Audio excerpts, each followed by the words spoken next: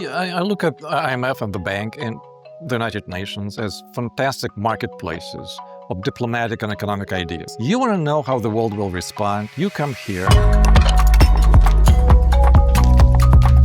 The global economy is growing, but there are warning signs along the horizons. We have levels of public debt rising to the highest levels we've seen in a long time. We have fragmentation of trade and investment flows. Promising new technologies are coming online, but those can also be disruptive. IMF Week just wrapped up, and we at the Chamber held a series of convenings for our members who have had a chance to interact with these very senior diplomats, in which we discussed not only the risks, but the opportunities. There's an underlying current of uncertainty, which is fueled by tensions, which is fueled by the geopolitical state of play. Actually, the world has gone very turbulent. The world has gone VUCA, volatile, uncertain, complex and ambiguous. And we need to be more agile and more adaptive to that. IMF Managing Director Kristalina Georgieva noted deep transformations in geopolitics, technology, demographics, and climate. The result is a global surge in uncertainty. Buckle up. Uncertainty is the new normal. It is here to stay. Complexity has just seemed to increase at scale over the past year in particular. One of the things that's been really remarkable and helpful about the past week in particular, on the sidelines of the World Bank IMF meetings, has been the opportunity to engage directly with the policymakers who are shaping those environments. As companies are looking to navigate, they're looking for certainty, they're looking for reliability in terms of how the external world is evolving around us. People have discovered supply chains as a kind of geopolitical lever in the same way that sanctions were discovered, a couple of decades ago. China launched alarming new export controls on critical minerals just days before a sellout U.S. Chamber conference on African alternatives. China has shown us what it's going to do when it has hegemony over these mineral supply chains in their recent announcement to increase export controls on things that we all rely on, the whole world relies on. So it's in everyone's interest that we diversify these chains as soon as possible. But when it comes to areas where we have obvious vulnerabilities, like these rare earth magnets, like semiconductors, a consensus has emerged that we've got to do more to have secure supply chains that we know we can count on. Fragmentation can lead to friction. The friction can lead to higher cost and lower trades. A debate is now raging over the costs of reshaping supply chains. Rerouting means that you have to locate part of your activity elsewhere. You're reorganizing supply chains. All of this is costly. All of this is going to weigh down on economic activity. Nothing comes for free in this world. Yes. So resilience costs something. The incredible resilience of business is the key here.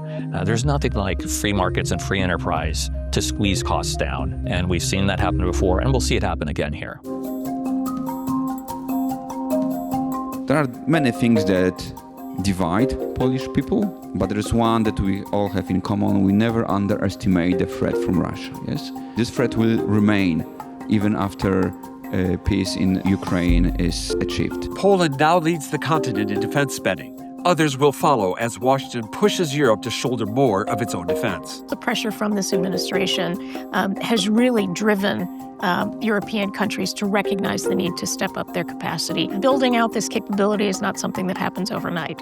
And the practical reality is that even as Europe looks to strengthen its own defense sector, they simply don't have the capabilities, and they won't have it anytime soon. So that raises a question. Will our European allies look to the U.S. and others to help arm themselves? So I do see tremendous opportunities there, and it's clear that the Europeans are thinking about defense as a growth area for themselves.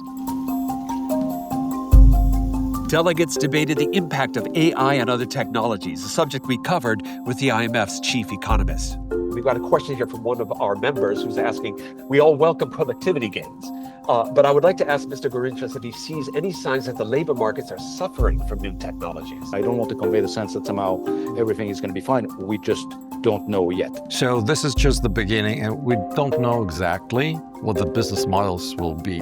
When I think about the risk, I think very much about a social risk, which is what all of this could mean for our jobs markets and what could be the political repercussions of that stability beginning to weaken. If I think of what the reward is, I think the prospect is there that within my lifetime, we will be able to come up with a cure for everything. And I think that is a wonderfully exciting prospect.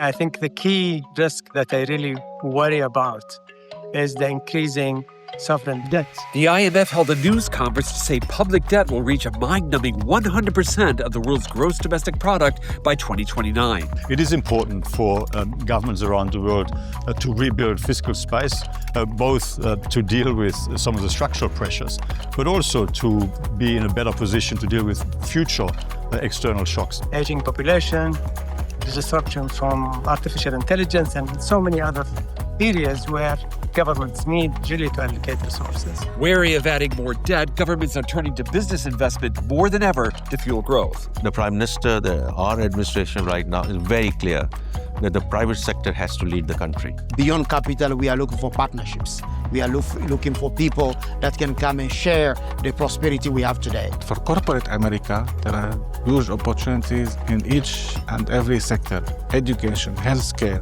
energy, transport, airline. All these are huge opportunities for American businesses. The opportunity is now to get engaged and to show up and understand what the investment opportunities are, to be part of articulating what the policy needs are. And governments are wanting to have that feedback. They want to have U.S. companies be at the table. The opportunity is now to get involved.